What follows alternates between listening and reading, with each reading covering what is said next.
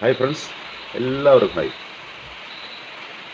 എൻ്റെ YouTube channel subscribe ചെയ്തവർക്കും like ചെയ്തവർക്കും ഷെയർ ചെയ്തവർക്കും എല്ലാവർക്കും നന്ദി, വളരെയധികം നന്ദിയുണ്ട്. ഞാൻ ചെറിയ ഇടവേളയ്ക്ക് ശേഷം വീണ്ടും യൂട്യൂബ് ചാനലിൽ വന്നിരിക്കുകയാണ്. എൻ്റെ വീഡിയോകളുമായിട്ട് എല്ലാവരും വീഡിയോ കാണണം, ലൈക്ക് ചെയ്യണം, ഷെയർ ചെയ്യണം. കൂടെ തന്നെ സബ്സ്ക്രൈബ് ചെയ്ത് ബെൽ ബട്ടണും അമർത്താൻ മടിക്കരുത്. ഒരു ചെറിയ ഇടവേളയ്ക്ക് ശേഷം എന്ന് പറഞ്ഞാൽ ഒരു ചെറിയൊരു ബ്ലോക്ക് ഹെഡിൽ, അതിൻ്റെ ട്രീറ്റ്മെൻറ്റിലായിരുന്നു. അപ്പോൾ ഇപ്പോൾ റിക്കവർ ആയിക്കൊണ്ടിരിക്കുന്നതേ ഉള്ളൂ. സംസാരത്തിലത് നിങ്ങൾക്ക് ശ്രവിക്കാൻ കഴിയും. ക്ലിയറായിട്ട് സംസാരമൊന്നും ഇതുവരെ റിക്കവറി കംപ്ലീറ്റ് ആയില്ല. എന്നാലും ഞാൻ വീഡിയോ ഇടാൻ തന്നെ തീരുമാനിച്ചിരിക്കുകയാണ്. എന്നെ വെയിറ്റ് ചെയ്യുന്ന ഒരുപാട് സുഹൃത്തുക്കളുണ്ട് എനിക്ക്. അവർക്കെല്ലാവർക്കും വേണ്ടി ഞാൻ വീഡിയോ ചെയ്യാൻ പോവുകയാണ്. അപ്പോൾ ഇന്ന് നമ്മൾ പഠിക്കുന്നത് സെൻറ്റൻസിൻ്റെ സ്ട്രക്ചർ ഓഫ് സെൻറ്റൻസ്, അല്ലെങ്കിൽ structural parts of A sentence എന്നാണ് അതിൻ്റെ ടോപ്പിക്കിൻ്റെ ഹെഡിങ്. അപ്പോൾ ഇതുവരെ നമ്മൾ പഠിച്ചത് ഇംഗ്ലീഷ് അക്ഷരമാല പഠിച്ചു, പിന്നെ ആർട്ടിക്കിൾസ് പഠിച്ചു, വവൽസ് പഠിച്ചു, കൺസണൻസ് പഠിച്ചു, പിന്നെ ഓക്സിലറി വെർബ് പഠിച്ചു, ടെൻസ് പഠിച്ചു, പിന്നെ കൈൻഡ്സ് ഓഫ് സെൻറ്റൻസ്. ഇതെല്ലാം നമ്മൾ പഠിച്ചതാണ്. അതെല്ലാവരും ഇപ്പോഴും ഓർക്കുന്നുണ്ട്, അല്ലെങ്കിൽ പഠിച്ചു വെച്ചിട്ടുണ്ടാവുമെന്ന് ധരിക്കുന്നു, ഞാൻ വിശ്വസിക്കുന്നു. അല്ലാണ്ട് വേറൊന്നും ചെയ്യാൻ പറ്റില്ലല്ലോ. പിന്നെ വളരെ സബ്സ്ക്രിപ്ഷനൊക്കെ വളരെ കുറവാണ്. കാരണം ഇങ്ങനെയുള്ളൊരു യൂട്യൂബ് ചാനലായതുകൊണ്ടായിരിക്കും. അതായത് ഇംഗ്ലീഷ് ഗ്രാമറിനെ കുറിച്ച്, ഇംഗ്ലീഷ് ഗ്രാമർ എന്ന് പറഞ്ഞാൽ ഒരു ബാലികേല ഗറമലയായിട്ടാണ് എല്ലാവർക്കും തോന്നുന്നതെങ്കിലും ഇത് വളരെ ഈസിയാണ്. ഒന്ന് മനസ്സ് വെച്ചാൽ പഠിച്ചെടുക്കാവുന്ന കാര്യമുള്ളൂ. അപ്പോൾ ബൈ ദ വൈ, എന്താണെങ്കിലും ഞാൻ ഇന്നത്തെ നമ്മുടെ ഇതിലേക്ക് കടക്കുകയാണ്. അപ്പോൾ നമുക്ക് സ്റ്റാർട്ട് ചെയ്യാം. എല്ലാവരും എൻ്റെ വീഡിയോ കാണാനും ലൈക്ക് ചെയ്യാനും സബ്സ്ക്രൈബ് ചെയ്യാനും ഷെയർ ചെയ്യാനും മറക്കരുത്. കൂടെ ബെൽ ബട്ടൺ അമർത്തി സബ്സ്ക്രൈബ് ചെയ്യണം. അപ്പോൾ ഇന്നത്തെ ചാപ്റ്ററിൻ്റെ പേരാണ് സ്ട്രക്ചർ ഓഫ് എ സെൻറ്റൻസ്, അല്ലെങ്കിൽ sentence structural parts of A sentence. അപ്പോൾ ഞാൻ ഇതിനു മുമ്പ് പറഞ്ഞിരുന്നു നമ്മൾ സെൻറ്റൻസിനെ കുറിച്ച്. Sentence is A group of words which make complete sense, which consist A subject and A predicate. ഒരു സബ്ജക്റ്റും ഒരു പ്രെഡിക്കേറ്റും. അപ്പോൾ ടിപ്പിക്കൽ ഒരു ഉത്തമ ഇംഗ്ലീഷ് വാചകത്തിന് രണ്ട് പാർട്സ് ഉണ്ട്. അതാണ് സബ്ജക്റ്റ് പാർട്ടും പ്രെഡിക്കേറ്റ് പാർട്ടും എന്ന് പറഞ്ഞു. പിന്നെ A typical sentence has two parts, A subject part and A predicate part. അപ്പോൾ ദ സബ്ജക്റ്റ് പാർട്ട് എന്തായിരിക്കും? Subject part may be A noun അല്ലെങ്കിൽ പ്രോനൗൺ ആയിരിക്കും സബ്ജക്റ്റ് പാർട്ട് എന്നാണ് പറഞ്ഞത്. അപ്പോൾ സബ്ജക്റ്റ് എന്ന് പറഞ്ഞാൽ ഒരാൾ വ്യക്തിയുടെ പേരോ അല്ലെങ്കിൽ ഒരു പേരിന് പകരം ഒരു ഹി ഷി ദ എറ്റ്, ഇതിൽ ഏതെങ്കിലും ഒരു പദം ആയിരിക്കും എന്നാണ് പറഞ്ഞത്. ഇനി ഇപ്പോൾ പ്രെഡിക്കേറ്റ് പാർട്ടിലേക്ക് നമ്മൾ കടന്നു കഴിയുമ്പോൾ അതിലൊരു വെർബുണ്ടാവും. വെർബിൻ്റെ കൂടെ പിന്നെ ഒരു ഒബ്ജക്റ്റും ഉണ്ടാവും. ഒബ്ജക്റ്റ് എന്ന് പറഞ്ഞാൽ വെർബ് എന്താണോ ചെയ്യുന്നത് അതിനെയാണ് ഒബ്ജക്റ്റ് എന്ന് പറയുന്നത്, അല്ലേ? വെർബ് എന്ന് പറഞ്ഞാൽ ക്രിയയാണ്. ക്രിയ ചെയ്യുന്ന കർമ്മത്തെയാണ് ഒബ്ജക്റ്റ് എന്ന് പറയുന്നത്. ഇത് രണ്ടും കൂടി, ക്രിയയും ഒബ്ജക്റ്റും, അതായത് ഇത് രണ്ടും കൂടി ചേർന്നതാണ് predicate part of A sentence എന്ന് പറയുന്നത്. ഇനിയിപ്പോൾ സബ്ജക്റ്റ് പാർട്ടിൽ നമുക്ക് എന്തൊക്കെ ചേർക്കാം? ഒരു സബ്ജക്റ്റിൻ്റെ, ഒരു നൗണിൻ്റെയോ ഒരു പ്രോനൗണിൻ്റെയോ കൂടെ അതിനെ നാമവിശേഷണമാക്കി മാറ്റാം. അഡ്ജക്റ്റീവ്സ് ചേർക്കാം. നമുക്ക് ഒരു ടാൾ ബോയ്, ഉയരമുള്ള കുട്ടിയാണെന്ന് പറയാം. അവൻ സ്പീഡിൽ ഓടുന്നു എന്ന് പറയാം. അങ്ങനെയൊക്കെ പറയുമ്പോൾ അത് നാമവിശേഷണമായി മാറും. പിന്നെ നൗൺ ഉപയോഗിക്കാം, പിന്നെ ഡിറ്റർമിനേഴ്സ് ഉപയോഗിക്കാം, ക്വാളിഫയേഴ്സ് ഉപയോഗിക്കാം. അങ്ങനെ പല ഘടകങ്ങളായിട്ടാണ് വരുന്നത്. അപ്പോൾ ഒരു സബ്ജക്റ്റ് പാർട്ടിനെ കുറിച്ച് നമുക്ക് ഇപ്പോൾ പുസ്തകങ്ങൾ എടുത്ത് നോക്കിയാൽ subject structural part of sentence എന്ന് പറഞ്ഞു കഴിഞ്ഞാൽ അത് സബ്ജക്റ്റ് പാർട്ടും പ്രെഡിക്കേറ്റ് പാർട്ടും ഒരുമിച്ച് കൊടുത്തിട്ട് അതിനെക്കുറിച്ച് എക്സ്പ്ലെയിൻ ചെയ്യുകയാണ്. ഇവിടെ ഞാൻ ചെയ്യുന്നത് എന്താണെന്ന് വെച്ചാൽ, നമുക്ക് ഇപ്പോൾ structural parts of A sentence. അപ്പോൾ ഒരു ടിപ്പിക്കൽ സെൻറ്റൻസ് എന്ന് പറഞ്ഞാൽ ടു പാർട്സ് എന്ന് പറഞ്ഞത്, അതെ, ഒരു ടിപ്പിക്കൽ സെൻറ്റൻസിന് ടു പാർട്സ് ഉണ്ടെന്ന് പറഞ്ഞത്. അപ്പോൾ ഒന്നാമത്തതാണ് സബ്ജക്റ്റ് പാർട്ടും, രണ്ടാമത് പ്രെഡിക്കേറ്റ് പാർട്ടും. അപ്പോൾ ഇതിനെ വെവ്വേറെ ഞാൻ തരംതിരിക്കുകയാണ്. ഇവിടെ സബ്ജക്റ്റ് പാർട്ട് മാത്രം നമുക്ക് ആദ്യം എടുക്കാം, അതിനുശേഷം പ്രെഡിക്കേറ്റ് പാർട്ടിനെ കുറിച്ച് ഞാൻ വിശദമായിട്ട് സംസാരിക്കുന്നതാണ്. അപ്പോൾ ഒരു സബ്ജക്റ്റ് പാർട്ടിൽ നമ്മൾ ഞാൻ ആദ്യമേ പറഞ്ഞു ഒരു സബ്ജക്റ്റ് പാർട്ട് എടുത്തു കഴിഞ്ഞാൽ അതിൻ്റെ ഒരു നൗണോ അല്ലെങ്കിൽ പ്രോനൗണോ ഉണ്ടാവും. നൗൺ അല്ലെങ്കിൽ പ്രോനൗൺ.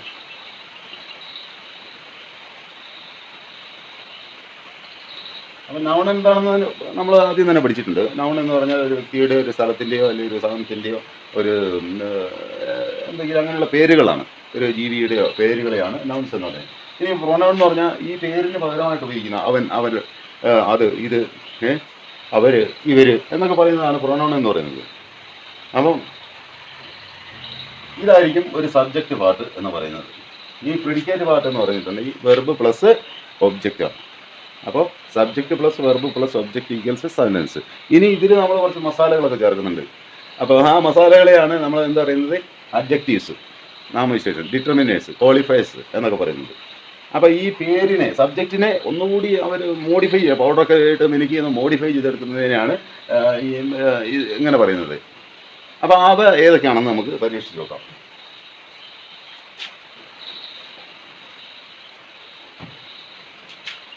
ആദ്യം ഇതിൽ വരുന്നത് ഒന്നാമത്തത് സബ്ജക്റ്റും പ്രെഡിക്കേറ്റും കൂടിയ ഭാഗം മാത്രമാണ്. അതിനൊരു ഉദാഹരണമാണ് ബേർഡ്സ്, പക്ഷികൾ, ഫ്ലൈസ്, എഫൽ അല്ലേ, ബേർഡ്സ് ഫ്ലൈന്നോ ബേർഡ്സ് ഫ്ലൈസ്ന്നോ എന്ത് വേണമെങ്കിലും ഉപയോഗിക്കാം. ഇവിടെ നമുക്ക് ഫ്ലൈ ഉപയോഗിക്കാം. ബേർഡ്സ് ഫ്ലൈ എന്ന് ഉപയോഗിക്കാം. FLY, fly, birds fly. ഇവിടെ സബ്ജക്റ്റ് എന്ന് പറഞ്ഞു കഴിഞ്ഞാൽ ഇതിനെ സ്ട്രക്ചർ ആക്കി തിരിച്ചു കഴിഞ്ഞാൽ ഇത് സബ്ജക്റ്റ് പാർട്ടാണ്, ഇത് പ്രെഡിക്കേറ്റ് പാർട്ടാണ്. അപ്പം ഒരു സെന്റൻസിൽ സബ്ജക്റ്റ് പാർട്ട് എന്ന് പറഞ്ഞാൽ ഒരാളുടെ പേരോ അല്ലെങ്കിൽ പേരിന് പകരം ഉപയോഗിക്കുന്ന വാക്കുകളോ ആയിരിക്കും. അതേസമയം പ്രെഡിക്കേറ്റ് എന്ന് പറഞ്ഞു കഴിഞ്ഞാൽ ഒരു വെർബും പ്ലസ് വെർബിനോട് കൂടി ആ വെർബ് ചെയ്യുന്ന, ക്രിയ ചെയ്യുന്ന കർമ്മം എന്താണെന്ന് വെച്ചാൽ ഒബ്ജക്റ്റ് എന്ന് പറയും. കർമ്മവും ക്രിയയും കൂടെ ചേർന്നത്, ക്രിയയും കർമ്മവും കൂടി ചേർന്നതിനാണ് പ്രെഡിക്കേറ്റ് എന്ന് പറയുന്നത്. വെർബ് പ്ലസ് ഒബ്ജക്റ്റ് ആണ് പ്രെഡിക്കേറ്റ് എന്ന് പറയുന്നത്. അപ്പോൾ ഇതിൽ ബേർഡ്സ് ഫ്ലൈ എന്ന് പറയുമ്പോൾ ഫ്ലൈ എന്നുള്ളതാണ് പ്രെഡിക്കേറ്റ്. അപ്പോൾ ഇത് മനസ്സിലായില്ലേ? ഇത് രണ്ടാമത്തെ ടേബിൾ എന്താണെന്ന് നോക്കാം. ഇത് സെക്കൻഡ്. ഇതിൽ രണ്ടാമത്തെ എന്താണെന്ന് വെച്ചാൽ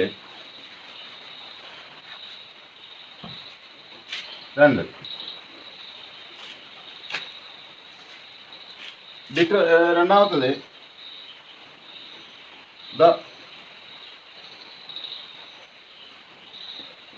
ലയൺ,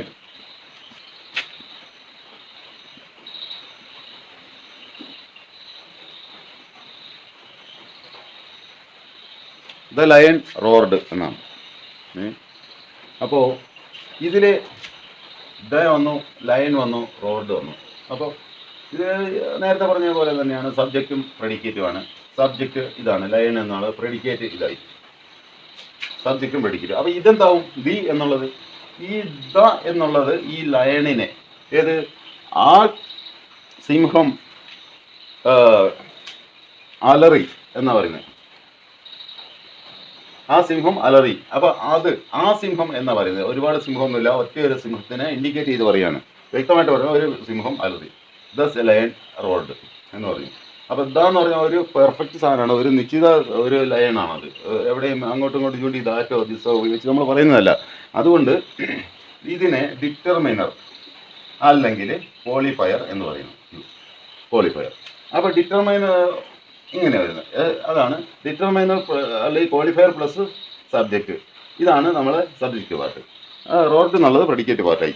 ഇനി പ്രെഡിക്കേറ്റിൽ ഇതുപോലെ മറ്റേ പലത് വരും, അത് ഞാൻ പിന്നീട് പറയാം, സബ്ജക്റ്റ് പാർട്ട് തീർന്നതിനനുസരിച്ച്. അപ്പോൾ രണ്ടാമത്തെ കാര്യം ഇതാണ്. ഇനി മൂന്നാമത്തെ ടേബിൾ എന്താണെന്ന് വെച്ചാൽ, മൂന്നാമത്തെ ക്വാളിഫയർ വരും, ക്വാളിഫയറും അഡ്ജക്റ്റീവ് വരും. പിന്നെ adjective, qualifier plus adjective plus noun, ഇതെല്ലാം വരുന്നത് നൗണാണ്. പ്രോനൗൺ ഇതിൽ വന്നിട്ടില്ല. നമുക്ക് പ്രോനൗൺ ഉപയോഗിക്കാം. ഇതിൻ്റെ പേരിൻ്റെ ഭാഗത്ത് നമുക്ക് പ്രോനൗൺ വേണമെങ്കിൽ ഉപയോഗിക്കാം. അപ്പോൾ ഇതിൻ്റെ ഒരു ഉദാഹരണം, ഇതിൻ്റെ example, the full moon Shine.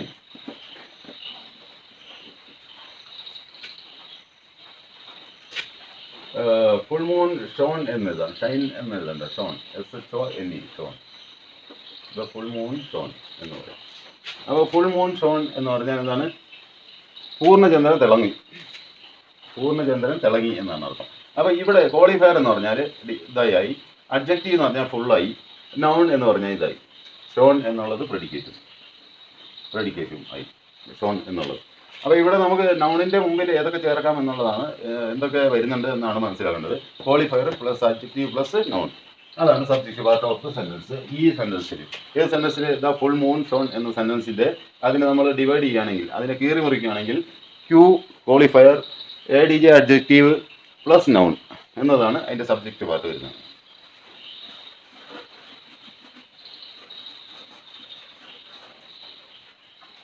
ഇനി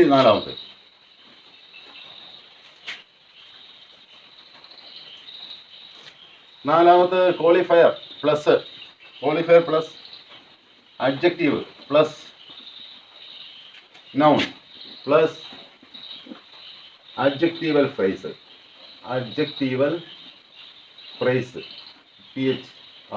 ഫ്രേസ്, അഡ്ജക്റ്റീവൽ ഫ്രേസ്, ഇതാണ് പ്ലസ് പ്രെഡിക്കേറ്റിനെ ഇപ്പോൾ പ്രതിപാദിക്കേണ്ട നമ്മൾ, അതുകൊണ്ട് അത് മായ്ച്ചു കളയാം. ഇതാണ് സബ്ജക്റ്റ് പാർട്ട് എന്ന് പറയുന്നത്. ഇതെല്ലാം വരും. അപ്പോൾ ഇതെങ്ങനെയാണെന്ന് നമുക്ക് നോക്കാം. ഇതെങ്ങനെയാണ് വരുന്നതെന്ന് നോക്കാം. ഇതൊക്കെ qualifier plus adjective plus noun plus adjective phrase, ഇതെങ്ങനെ വരും എന്ന് നോക്കാം. പറയുകയാണ് നമുക്ക് ആ മൂലയിൽ നിൽക്കുന്ന മനുഷ്യനുണ്ടല്ലോ, യങ്മാൻ, ആ മൂലയിൽ നിൽക്കുന്ന ചെറുപ്പക്കാരൻ, ഒരു പോലീസുകാരനാണ് അയാൾ എന്ന് പറയാം.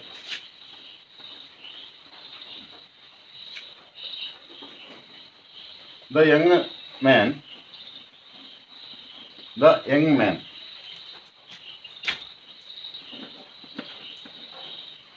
standing in that corner is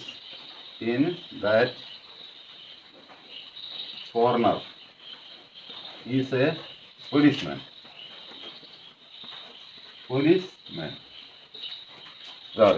The young man standing in that corner is A policeman. ഇതിൽ ഇതാ വരുമ്പോൾ ക്വാളിഫയറായി. ഇനി യങ് എന്നുള്ള നൗണിനെ, നൗൺ എന്ന് പറഞ്ഞാൽ മാനാണ്, അതിനെ ക്വാളിഫൈ ചെയ്യുന്നതാണ് അഡ്ജക്റ്റീവ്, നാമവിശേഷം, നാമത്തെ വിശേഷിപ്പിക്കുകയാണ്. യങ്ങാണ് പേര് പറയുന്ന ആൾ, യങ്ങാണ് ഈ മാൻ, അതുകൊണ്ടാണ് അഡ്ജക്റ്റീവ് എന്ന് പറയുന്നത്. നൗൺ വന്നു മാൻ. ഇനി അഡ്ജക്റ്റീവൽ ഫ്രേസ് വന്നു സ്റ്റാൻഡിങ് ഇൻ ദാറ്റ് കോർണർ. ഈ ഈസ് എ പോലീസ്മാൻ എന്നുള്ളത് പ്രെഡിക്കേറ്റ് ആണ് ഇവിടെ കേട്ടോ. ഈസ് എ പോലീസ്മാൻ എന്നുള്ളത് പ്രെഡിക്കേറ്റുമാണ്. അപ്പോൾ ഇത് മനസ്സിലായി. ഇനി അഞ്ചാമത്തത്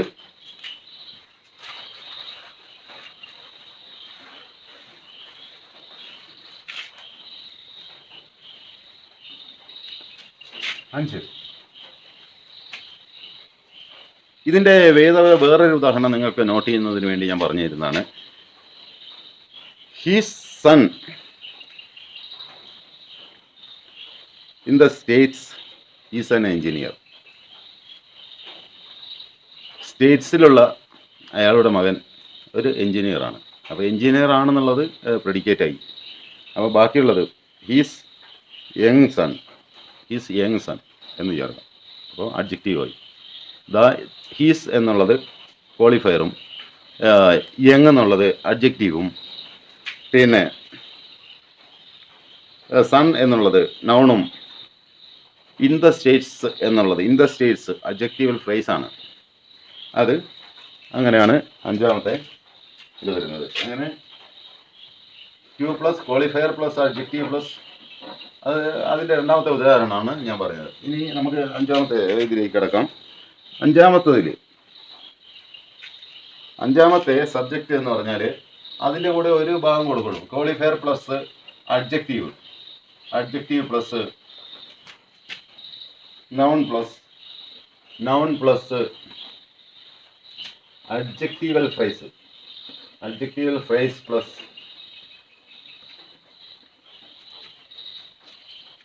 അഡ്ജക്റ്റീവൽ ക്ലോസും കൂടെ വരുന്നുണ്ട് ഇതിലൂടെ. Adjectival close plus predicate. അപ്പോൾ സബ്ജക്റ്റ് പാർട്ടി വരുന്നതാണ് qualifier, adjective, noun, adjective ഫ്രേസിൽ adjective phrase and adjective close. ഇത്രയും സംഭവങ്ങൾ വരുന്നുണ്ട്. അപ്പോൾ അതിന് ഉദാഹരണം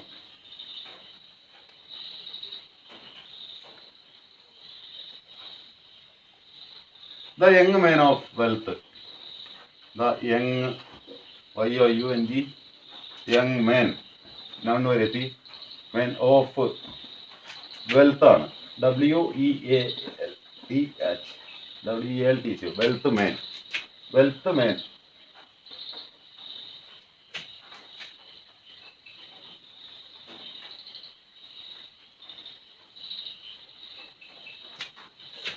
The young man of wealth, sorry, repeated I by the young man of wealth. എന്താ പറയാ? The young man of wealth. അതായത് ധനാഢ്യനായ ചെറുപ്പക്കാരൻ. ധനാഢ്യനായ ചെറുപ്പക്കാരൻ.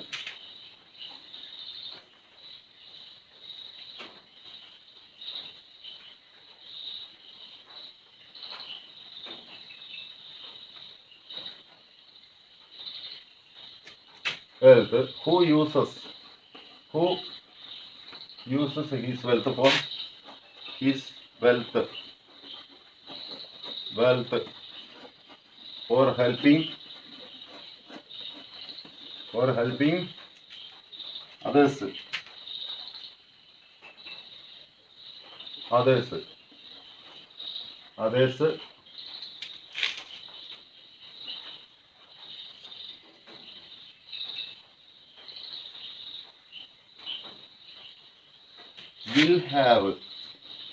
will have great happiness. Will have great GREAT great happiness. Great happiness in mind. Happiness of mind. Of mind. അപ്പോൾ the young man of wealth അല്ലേ?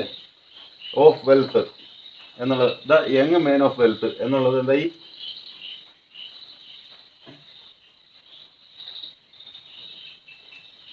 Who uses his wealth for helping others എന്ന് പറയാം. helping others എന്ന് വരെയാണ്. ഇതാണ് ഈ സെന്റൻസിലെ subject part എന്ന് പറഞ്ഞാൽ the young man of wealth who uses his wealth for helping others എന്നാണ്.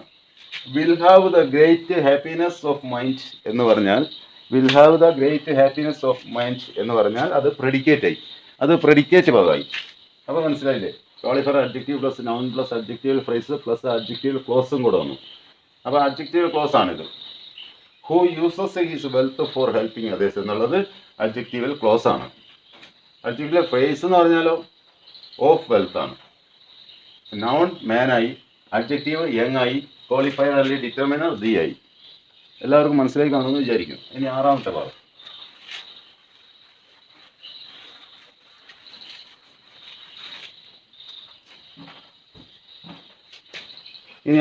ഭാഗത്തിലേക്ക് കിടക്കാം. ഇനി സബ്ജക്റ്റ് എന്ന് പറഞ്ഞാൽ ഒരു ജെറണ്ട് ആയിരിക്കും. ജെറണ്ട് ജെറണ്ട് ആയിരിക്കും സബ്ജക്റ്റ്. ഇനി സബ്ജക്റ്റ് എന്ന് പറഞ്ഞാൽ ഒരു ജെറണ്ട് ആയിരിക്കും. ജെറണ്ട് എന്ന് പറഞ്ഞാൽ ഒരു ക്രിയ ആയിരിക്കും. ക്രിയ ഒരു വെർബൽ നൗൺ ആയിരിക്കും. വെർബൽ നൗൺ എന്ന് പറഞ്ഞാൽ ഇപ്പോൾ സ്വിമ്മിങ് എന്ന് പറഞ്ഞാൽ സ്വിമ്മിങ് എന്ന് പറഞ്ഞാൽ നീന്തുക എന്ന് പറഞ്ഞാൽ ഒരു വെർബാണ്. പക്ഷെ അത് സബ്ജക്റ്റായി നമുക്ക് ഉപയോഗിക്കുമ്പോൾ എന്താണ്? നൗൺ സബ്ജക്റ്റ് ഇതായി, നൗൺ ജെറണ്ടായി. അപ്പോൾ ഒരു ക്രിയയെ നമ്മൾ സബ്ജക്റ്റായിട്ട് ഉപയോഗിക്കുമ്പോൾ അതിനെ വിളിക്കുന്ന പേരാണ് ജെറണ്ട് എന്ന് പറയും. JERUND. Gerund. Swimming is A good exercise. Swimming is A good exercise എന്ന് പറയുമ്പോൾ സ്വിമ്മിങ് എന്നാണ് ഇവിടെ എന്ത് വരുന്നത്? സബ്ജക്റ്റ് ആയിട്ട് വരുന്നത്. ഇതിനെന്താ പറയുക? ജെറണ്ട് എന്ന് പറയും. ഈസ് എ ഗുഡ് എക്സസൈസ് എന്നുള്ളത് പ്രെഡിക്കേറ്റ് ആയി. അപ്പോൾ ഇനി വരുന്നത് ഏഴാമത്തെ വരുന്നത് ജെറണ്ട് കഴിഞ്ഞാൽ പിന്നെ വരുന്നതെന്ന് പറഞ്ഞാൽ സബ്ജക്റ്റ് ഇൻഫിനിറ്റീവ് ആയിട്ട് വരും.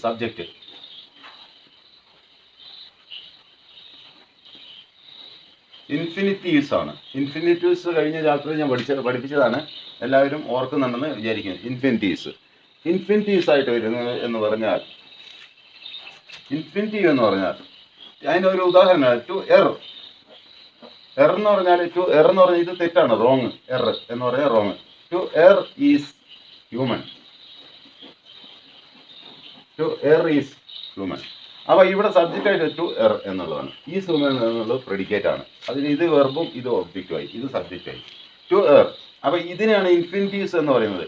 ഇൻഫിനിറ്റീവ്സ് എന്ന് പറഞ്ഞാൽ ടു ചേർത്ത് ഏതെങ്കിലും ഒരു ക്രിയയുടെ കൂടെ ടു ഇൻഫിനിറ്റീവ്സ് എന്ന് പറയും. To infinitives.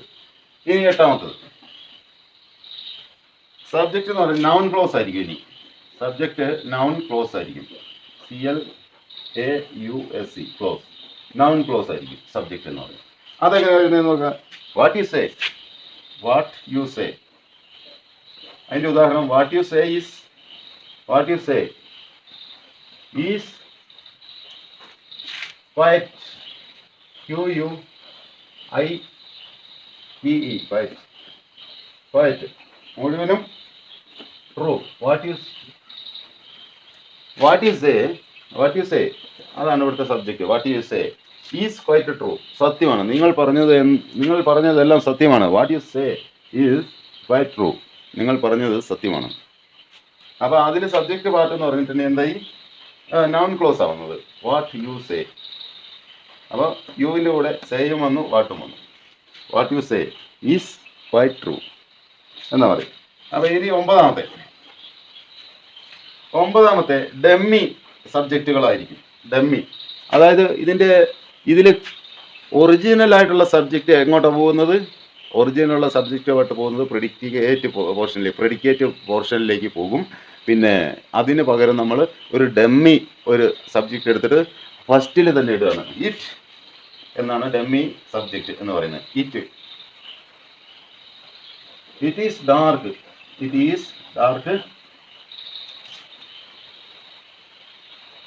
in this room. It is dark in this room എന്ന് പറഞ്ഞാൽ ഇറ്റ് എന്നുള്ളത് ഡെമ്മി സബ്ജക്റ്റ് ആയി. ഇതിന്റെ ഒറിജിനൽ സബ്ജക്റ്റ് എന്താ വേണ്ടത്? ഇൻ ദിസ് റൂം എന്ന് വേണം. ഇൻ ദിസ് റൂം എന്ന് പറഞ്ഞാലാണ് ഇതിന്റെ കറക്റ്റ് ആയിട്ടുള്ള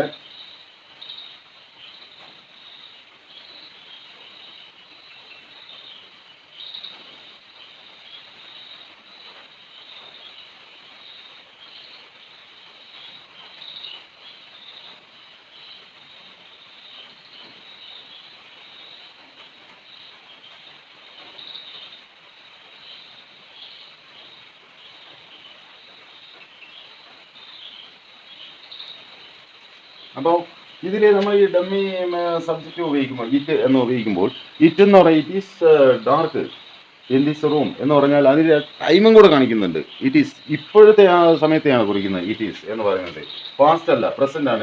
ഇപ്പോൾ ഓൾറെഡി അത് ഇരുട്ടാണ് ആ റൂമിൽ. It is dark in this room. ആ റൂമിലേക്ക് കയറി ചെന്നുകൊണ്ട് പറയാണ്. അപ്പോൾ ഇവിടെ മൊത്തം ഇരുട്ടാണല്ലോ, ഈ മുറി മുഴുവനും ഇരുടാണല്ലോ എന്ന് പറയാണ്. അപ്പോൾ അങ്ങനെയുള്ളത്. ഇനി പത്താമത്തത് ഡമ്മി തന്നെയാണ്. ഇറ്റ് ഉപയോഗിച്ചാണ് പറയേണ്ടത്. It is easy to give. It is easy to give advice. It is easy to give advice. ഉപദേശിക്കാൻ വളരെ എളുപ്പമാണ്. അപ്പോൾ ഇവിടെ it is easy to give advice. Advice ആണ് ശരിക്കും ഇവിടെ ഇതായിട്ട് വരേണ്ടത്. Give advice is very easy. അപ്പോൾ അഡ്വൈസ് ആണ് ഇവിടെ സബ്ജക്റ്റ് വരേണ്ടത്. അതിന് പകരമാണ് നമ്മൾ ഇറ്റ് എന്ന ഡെമ്മി സബ്ജക്റ്റിനെ ഇവിടെ ഇട്ടിരിക്കുന്നത്. അപ്പോൾ അത് ഒരു ഇതാണ്, എന്താ പറയുക, നമ്മൾ പ്രോവർബായിട്ട് പറയും. അതായത് ഒരു പഴമൊഴിയായിട്ട് പറയാം. ഉപദേശിക്കാനൊക്കെ വളരെ എളുപ്പമാണ്, പ്രായോഗികമാക്കാനും മതി. അതുപോലെ തന്നെയാണ് to give advice is easy. ഇതിലും അത് തന്നെയാണ് വരുന്നത്. To give advice is easy. ഇതിലും അത് തന്നെ ഡെമ്മിയാണ് ടു ഗീവ് അഡ്വൈസ് എന്നുള്ളത് വരുന്നത്. ഇനി ഡെമ്മി വേറൊരെണ്ണുണ്ട്. ഇറ്റ് വന്നു, ടു വന്നു. ഇനി there is a book on the table എന്ന് പറയും. ഇവിടെ സബ്ജക്റ്റ് എന്ന് പറഞ്ഞാൽ ബുക്കാണ്. There is a book on the table അല്ലേ? അപ്പോൾ അങ്ങനെയാണ് വ്യത്യാസം. അതിന് പകരമായിട്ടാണ് നമ്മൾ ആ ഒരു സെൻറ്റൻസ് മേക്കിങ്ങിൽ അങ്ങനെയുള്ള പോർഷൻ ചേർത്ത് കഴിയുമ്പോഴാണ് അതിൻ്റെ ഒരു തനതായ ഒരു ഭംഗി വരിക. അതിനുവേണ്ടിയാണ് ഈ ഡമ്മി സബ്ജക്റ്റ് ചേർക്കുന്നത്. അപ്പോൾ ഇതോടെ നമ്മുടെ സബ്ജക്റ്റിനെ കുറിച്ച് കഴിഞ്ഞു. അടുത്ത പോർഷൻ എന്ന് പറഞ്ഞാൽ നമുക്ക് പ്രെഡിക്കേറ്റ് ആണ്. അത് അടുത്ത വീഡിയോയിലിടാം. ഇപ്പോൾ തന്നെ 1 മണിക്കൂറായി. അപ്പോൾ അടുത്ത വീഡിയോയ്ക്ക് വേണ്ടി എല്ലാവരും വെയിറ്റ് ചെയ്യണം. ഈ വീഡിയോ എല്ലാവർക്കും ഇഷ്ടപ്പെട്ടെന്ന് വിചാരിക്കുന്നു. ലൈക്ക് ചെയ്യാനും ഷെയർ ചെയ്യാനും സബ്സ്ക്രൈബ് ചെയ്ത് ബെൽ ബട്ടൺ അമർത്താനും ആരും മറക്കരുത്. പിന്നെ ഈ പ്രെഡിക്കേറ്റ് പോർഷനോട് കഴിയുമ്പോഴേക്കും എൻ്റെ ബുദ്ധിമുട്ടുകളെല്ലാം, ശാരീരിക ബുദ്ധിമുട്ടുകളെല്ലാം മാറുമെന്ന് വിശ്വസിക്കുന്നു. എല്ലാവരും പ്രാർത്ഥിക്കണം. Okay, bye, see U.